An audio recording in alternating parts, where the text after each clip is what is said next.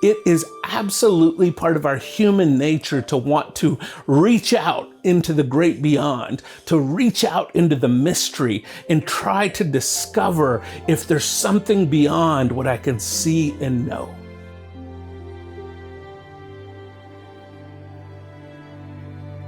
Deep in remote caves in France, there are ancient paintings thought to reveal not only the animals that early humans encountered, but also the stars.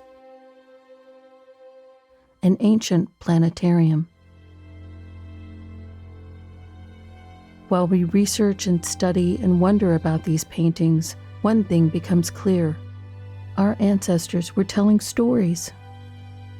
Stories of survival in a dangerous world, but also origin stories, a cosmology.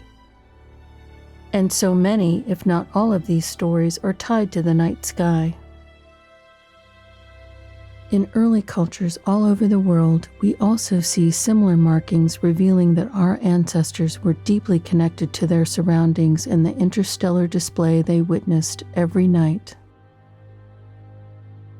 That prehistoric night sky was not much different than what indigenous culture saw 25,000 years later in North America.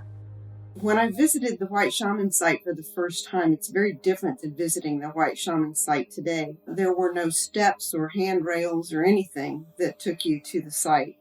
So I had to literally climb with my fingers just gripping into the limestone as I climbed up the canyon wall to enter into the rock shelter.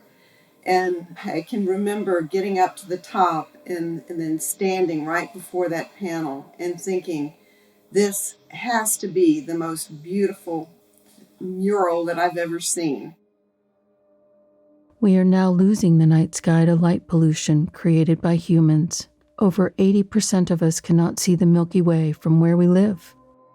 If we lose the night sky, will it matter? It matters to migrating animals, birds, and butterflies. If we lose our ability to really see the stars, will it matter that we lose that connection our ancestors had with the world around them, the heavens above, and the stories they inspired? Our film explores those connections. It's true that the same star that we look at was there when people were here tens of thousands of years ago and they looked at the same star. And what else connects us all? What's one thing that actually connects us all in that way? And that, to me, it's really the only thing.